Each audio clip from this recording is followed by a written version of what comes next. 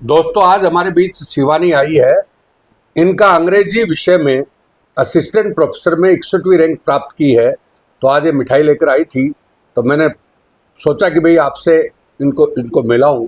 और सबसे पहले तो शिवानी को बहुत बहुत बधाई और बहुत बहुत शुभकामनाएं कि आपने इतना अच्छा अचीवमेंट किया। आज लड़कियों के लिए तो विशेषकर बोलना चाहूँगा कि असिस्टेंट प्रोफेसर की जो पोस्ट है वो स्वर्णिम पोस्ट है, राजस्थान में बड़ी पोस्ट है और सबसे ऊंची पोस्ट है। तो इनमें इन्होंने कीर्तिमान किया है और पूरे राजस्थान में 61 रैंक पे इनका सिलेक्शन हुआ है। जीके में लगभग इनके 29-30 नंबर के आसपास ये बता रहे हैं कि 29-30 नंबर हुआ। तो ये कह रही थी कि साहब मैं इंटरव्यू नहीं देती तो भी मेरा सिलेक्शन हो जाता, उस हिसाब से मेरे पास इतने नंबर आए। और ये मैं अगली पीढ़ी को भी संदेश देना चाहूँगा कि आगे कई लोग इंटरव्यू की टेंशन करते हैं, तो आप एग्जाम में इतने नंबर लाते हो तो इंटरव्यू की आपको कोई ज़्यादा आवश्यकता नहीं होती। तो मैं शिवानी को सबसे पहले तो बधाई देना चाहूँगा कि भाई आपको बहुत बहुत बधाई और बहुत बहुत शुभकामनाएं। और साथ में आपके पापा मम्मी पूरे परिवार को बहुत बहुत शुभकामनाएं कि आपको इतने अच्छे संस्कार दिए और आपके लिए मेहनत की उन्होंने, और जिसलिए आप मुकाम पे पहुँचे। तो शिवानी, आपके थोड़ा सा बैकग्राउंड बताओ कि भाई आपने तैयारी कब से शुरू की, कौन सा चांस था आपका और कहाँ से एजुकेशन किया आपने? सर, मेरा इनिशियल एजुकेशन जो है स्कूलिंग है वो अलवर की रही है। उसके बाद मेरी जो बाकी हायर एजुकेशन है वो दिल्ली से रही है। मैं दिल्ली विश्वविद्यालय से दिल्ली विश्वविद्यालय से? जी सर। वहाँ मैं दौलत राम कॉलेज और हिंदू कॉलेज से रही है मेरी BA। अच्छा। उसके बाद मैंने 2020 वाला अटेम्प्ट भी दिया था। तो दौलत राम और हिंदू विश्वविद्यालय से कॉलेज से रही जी। तब तो आपका बेसिक अच्छा था? जी, मेरा सब्जेक्ट हमेशा से ठीक रहा। सब्जेक्ट बहुत अच्छा रहा। हाँ, जी। ठीक है। पर दिक्कत रही राजस्थान के साथ, और जब मैं दिल्ली में थी तो वहाँ फोकस ज्यादा इंडियन जीके पे था, यहाँ पूरा राजस्थान पे था। तो इंडियन तूने सिविल की थोड़ी बहुत की होगी। जी जी। तो जब ये वैकेंसी आई तो मैंने सोचा इसकी तैयारी करी जाए पहले, एक स्टेबिलिटी के लिए। तो जब मैंने 2020 वाला अटेम्प्ट दिया तो उसमें मेरे कुछ 8 या 10 नंबर बैठे थे राजस्थान जीके में। तो जो फाइनल मतलब सिलेक्शन है 8 या 10 नंबर ही आए? जी जी। तो उससे मेरे 2 नंबर से सिलेक्शन रह गया। तो फिर जब ये 2023 वाली वैकेंसी आई तो मेरे एक चाचू हैं, वो भी हेडमास्टर हैं और इसी कोचिंग से उन्होंने कोचिंग की है। अच्छा अच्छा अच्छा। तो उन्होंने मुझे सजेस्ट किया कि आप जग्गुका में कोचिंग करो। मैं बिल्कुल नहीं थी यहाँ। तो फिर उनके सजेशन पे मैं यहाँ आई एंड बाय गॉड्स ग्रेस मेरा डिसीजन बिल्कुल सही रहा। तो फिर अभी मुझे अराउंड 30 मार्क्स इसमें मिले हैं। तो मेरा तो आप यहाँ पर आकर के, जैसे भाई पहले आपने अच्छे संस्थानों में पढ़ाई की, दौलत राम कॉलेज से की, हिंदू महाविद्यालय से की, तो वहाँ पे दिल्ली यूनिवर्सिटी से की, तो आपको यहाँ पर आकर के पढ़ने का कैसा लगा कि भाई वहाँ और यहाँ में क्या अंतर है? अंतर का मतलब जीके के परिप्रेक्ष्य में थोड़ा बताना चाहेंगे?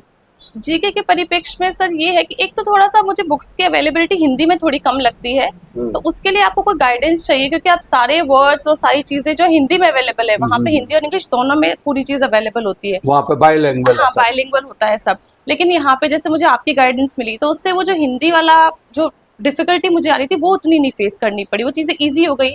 और जो आपकी कनेक्टिंग जो स्ट्रेटेजी है कि आप एक चीज से दूसरी चीज कनेक्ट करते हो, दूसरी चीज पे जोड़ना, कनेक्ट करते हो, तो उससे चीजें याद करनी बड़ी आसान हो गई। तो वो थोड़ा रिलेटेबल भी था, तो इसीलिए वो सब बहुत इजी रहा मेरे लिए यहाँ कर। और एक मैं ये पूछा जाऊंगा, आपका बोर्ड किसका था? सर, मेरा मंजू मैम का बोर्ड था। मंजू मैम का बोर्ड था। तो आपने को जैसे 1-2 क्वेश्चन क्या आप अगले इंटरव्यू के लोगों के लिए बताओ कि भाई क्या पूछा आपको? जैसे मंजू मैम ने मुझसे थोड़ा अलवर का बेसिक पूछा था, उससे पहले शुरू से अलवर का बेसिक पूछा? हाँ जी। जैसे मैं गई, उन्हें ग्रीट किया, फिर उन्होंने मेरा नाम पूछा, कहाँ से मैंने अपनी एजुकेशन की, थोड़ा सा उसके बारे में पूछा, एक बेसिक इंट्रो। उसके बाद उन्होंने मुझसे थोड़ा सा अलवर के बारे में पूछा, एक बेसिक इन्फॉर्मेशन थी। और उस टाइम राइजिंग ये राजस्थान चल रहा था, तो उसके बारे में भी मेरे से 1-2 क्वेश्चन किए गए। फिर राइजिंग राजस्थान? जी जी, क्योंकि उस टाइम वो करंट में चल रहा था। हाँ। तो उसके बारे में 1-2 क्वेश्चन किए, मेरी हॉबी पूछी, उसमें पूछा कि आप कैसे क्या करती हैं, और उसके बाद मेरे सब्जेक्ट के क्वेश्चन में से। हॉबी आपका क्या है? सर, मैंने डांस बताया था और पोएम लिखना बताया था। तो डांस पे फिर आपने को क्या पूछा उन्होंने? सर, बेसिक क्वेश्चन थे, किस तरह का डांस करती हैं, और फिर आप पोएम लिखती हैं तो किसी और को भी पढ़ती हैं क्या, किसको पढ़ती हैं, किस लिए लिखती हैं, तो वो सब बेसिक क्वेश्चंस पूछे गए थे। अच्छा, बेसिक क्वेश्चन पूछे। तो सबसे पहले आपको अलवर के बारे में पूछा गया? जी जी। मतलब आपका जो होम डिस्ट्रिक्ट है जी। उसके बाद आपको उस समय राइजिंग राजस्थान चल रहा था उसके बारे में पूछा था, यानी उस समय के करंट के बारे में पूछा गया। जी। और तीसरा बाद में आपकी हॉबी के बारे में थोड़ा बहुत ऐसे पूछा गया। फिर आपके सब्जेक्ट पे आए।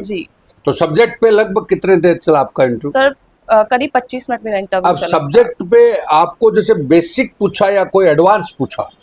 नहीं, सब्जेक्ट पे मेरे से अच्छे खासे क्वेश्चन किए गए थे, तो 20-25 मिनट चला था। तो शुरू बेसिक के साथ हुआ था, तो उसके बाद वो जिस भी डायरेक्शन में मैं आंसर देती गई उसी में से वो और आगे क्वेश्चंस पूछते आगे गए। क्वेश्चन हाँ, करते हाँ गए जी, वो, मतलब उसी में आगे। जी, तो आप हाँ जी। पीएचडी भी कर रही है क्या? जी सर, मैं अब सबमिट करने वाली हूँ अपनी अच्छा, पीएचडी। पीएचडी। तो पीएचडी के टॉपिक पे भी पूछेंगे आपको कुछ? जी नहीं, क्योंकि मेरा जो बाकी इंटरव्यू में जो और लोग थे उनसे भी मैंने जब बातचीत की तो पता चला कि जिनकी पीएचडी कंप्लीट हो गई, सबमिट हो गई है, उनसे उन्होंने पीएचडी का फोकस ज़्यादा रखा।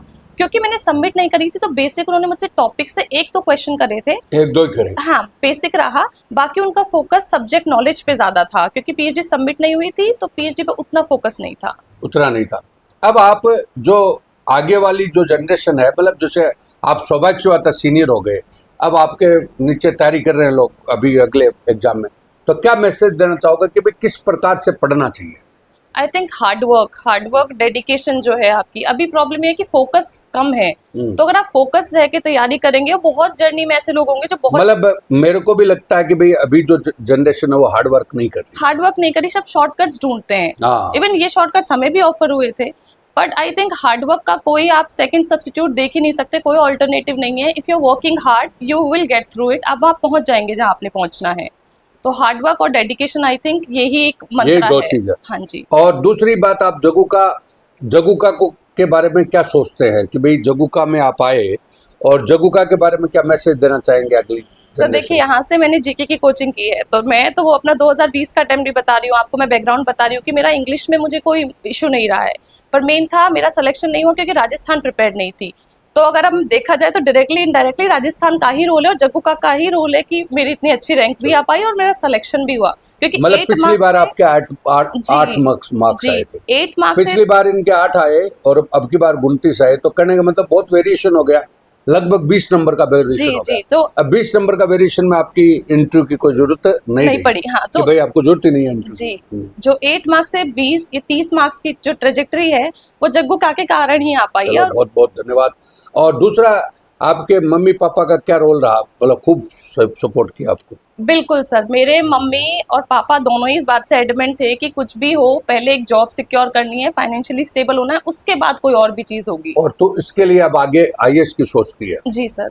आईएएस के लिए सोचती है। बहुत बहुत धन्यवाद, बहुत बहुत शुभकामनाएं। और मैं एक बार फिर मिठाई के साथ स्वागत करना चाहूँगा शिवानी का कि बहुत बहुत आपको धन्यवाद, और आगे भी आप खुश रहें और उज्जवल भविष्य रहे आपका, जिससे हमारे को भी सभी पीढ़ी को प्रेरणा आगे वाली को मिले। और वे बच्चियाँ आ रही हैं, और देखो कहाँ से, दिल्ली से इन्होंने पढ़ाई करी और हिंदू महाविद्यालय से करी, दौलत राम कॉलेज से करी, और कहाँ से कहाँ आ रही है। अब तो बच्चियों के प्रति सोच अब माँ बाप की भी बदल रही है, सारे समाज की बदल रही है, और बदलनी भी चाहिए, और इन्होंने काफ़ी करके दिखा रहे हैं।